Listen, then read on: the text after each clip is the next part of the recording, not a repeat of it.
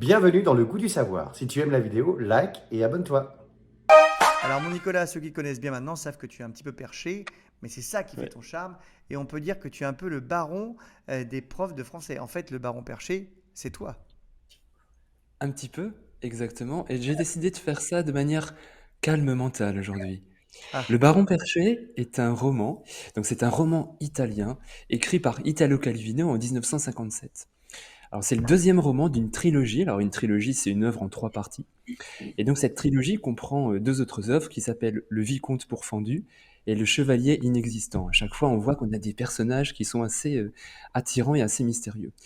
Et comme on le voit sur la petite couverture qui est donc ici, à côté de moi, on voit un étrange personnage qui est sur une branche en équilibre. Et on voit également qu'il a un petit objet étrange qui s'appelle le tricorne sur la tête. On va en parler tout à l'heure quand on lira l'extrait. Alors on est en Italie du Nord, au XVIIIe siècle, et Côme, donc le personnage principal, est un garçon de 12 ans, c'est un jeune aristocrate, et c'est l'aîné donc d'une famille très très noble. Et un jour, parce que il refuse de manger un plat d'escargot, son père décide de le chasser du déjeuner. Il se ça c'est pas fâche sympa parce que et les escargots c'est vachement bon, hein. Moi j'adore, hein. bah, il a tort. Oui, mais en fait, il y a une raison précise, c'est que c'est sa cuisine, c'est sa sœur qui a cuisiné les escargots, et lui, il sait qu'il a un petit peu trafiqué les escargots. Donc, il y a une raison vraiment très très pointue. Et notre héros se fâche, se vexe, il décide de monter dans un arbre et il n'en redescendra plus jamais. Donc c'est une réaction extrêmement impulsive et c'est également un moyen pour lui aussi d'échapper à des contraintes familiales qui sont nombreuses et à un père qui est particulièrement ennuyeux par rapport à l'éducation qu'il lui propose.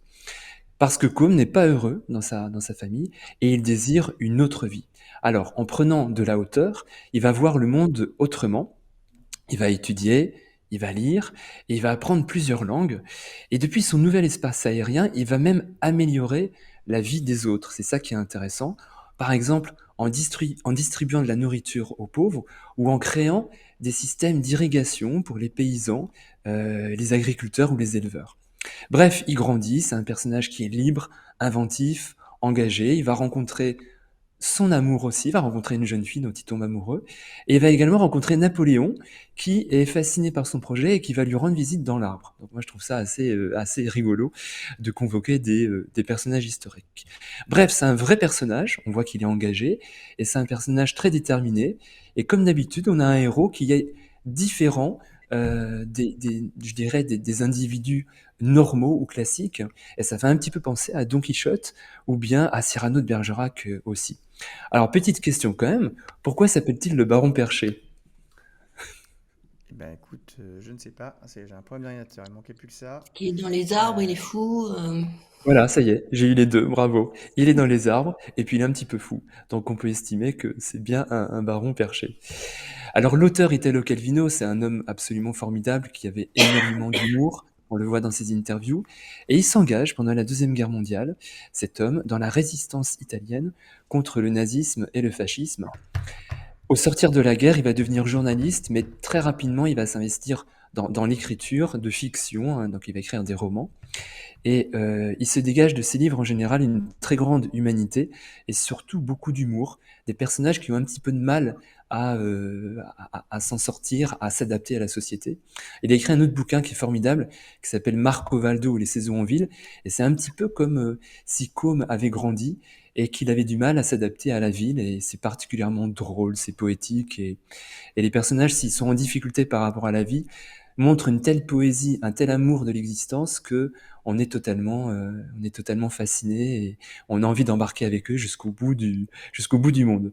Alors dans l'extrait qui nous intéresse, c'est évidemment le moment clé du roman, c'est pour ça que je l'ai choisi, c'est le moment où Côme refuse le fameux plat d'escargot, ce qui va changer sa vie. Et je précise qu'ici, dans le roman, c'est son frère Basile qui est le narrateur. Donc c'est son frère qui raconte l'histoire, et ça permet d'avoir une certaine distance aussi par rapport au projet de Côme. Et évidemment, ici, Côme, c'est notre ami Alex qui va l'interviewer. Alors il y a peu ouais, de alors phrases, attention, il faut bien suivre parce qu'après on fera l'interro écrite après la lecture, hein, tout donc à il faut fait. tout. Alors, il y a peu de phrases que prononce Côme, mais elles sont essentielles, hein. C'est les phrases de la rébellion, et ça commence par toi, mon cher Alex, qui devient Côme. On y va. Non, non et non, répondit Côme en repoussant le plat. Quitte cette table. Mais déjà Côme nous avait tourné le dos et sortait de la salle à manger. « Où vas-tu » À travers la porte vitrée, nous le vîmes prendre dans le vestibule son tricorne et sa petite épée. Je sais où je vais, s'écria-t-il. Et il courut dans le jardin. Au bout d'un moment, nous l'aperçûmes par les fenêtres, qui grimpait dans l'ieuse. Alors, l'ieuse, c'est un arbre. Hein. Il avait la tenue et les habits fort soignés que notre père exigeait à table. Cheveux poudrés et queue nouée d'un ruban, cravate de dentelle, petit habit vert à basque, culotte mauve, l'épée au côté. Ainsi vêtu, il se hissait le long de l'arbre noueux, remuant bras et jambes au travers de branches, avec la précision et la rapidité que lui avait donné le long entraînement auquel nous nous étions livrés. J'ai déjà dit que nous passions des heures et des heures dans les arbres, pour le plaisir de triompher des reliefs difficiles et des fourches, d'arriver le plus haut possible, de trouver de bonnes places pour nous installer et regarder le monde au-dessous de nous en faisant des farces et en poussant des cris à l'intention de ceux qui passaient à terre. Côme monta jusqu'à la fourche d'une grosse branche où il pouvait s'installer commodément et s'assit là, les jambes pendantes, les mains sous les aisselles, la tête rentrée dans le cou, son tricorne enfoncé sur le front. Notre père se pencha par la fenêtre. « Quand tu seras fatigué de rester là, tu changeras d'idée !» cria-t-il. « Je ne changerai jamais d'idée !» répondit mon frère du haut de sa branche. « Je te ferai voir, moi, quand tu descendras !» Ah oui, mais moi, je ne descendrai pas. Et il tint parole. Eh oui, il est resté accroché. Enfin, peut-être pas accroché, il faut lire le livre pour savoir ce qui se passe après. Exactement. Exactement. Alors, je parlais des héros tout à l'heure.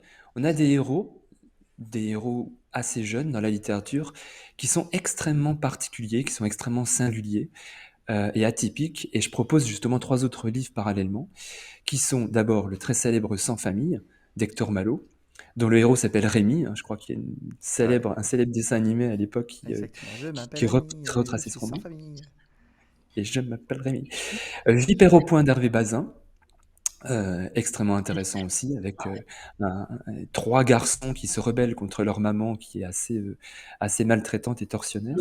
Et enfin, Wonder de R.J. Palacio, qui est un formidable roman qui relate l'existence d'un enfant qui rentre au collège, mais qui a une maladie qui le défigure physiquement, et c'est un petit bouquin américain absolument merveilleux.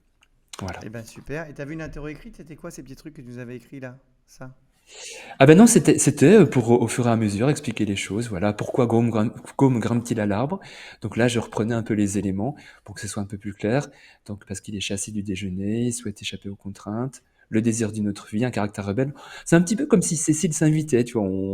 On propose un peu des éléments Écoute, sur on va le voir plan du mercredi caractère. parce que mercredi soir on dîne tous ensemble. On va voir qui est le plus rebelle mercredi. Tout à fait. Et donc l'avantage de Côme, pareil, voilà. Il étudie, il distribue de la nourriture aux pauvres et il aide les agriculteurs pour montrer que s'il y a une dimension rebelle, malgré lui, il va aider les gens autour de lui en prenant une sorte de distance par rapport aux choses et un panorama depuis l'arbre qui lui permet de voir la société autrement. Et c'est ça qui est beau symboliquement chez Calvino, dont on célèbre le centenaire cette année. Hein. Il est né en 1913. Et donc là, en Italie, il y a beaucoup de célébrations autour de lui. Et il y a un roman graphique tiré du Baron Perché qui va sortir dans quelques semaines d'ailleurs en Italie.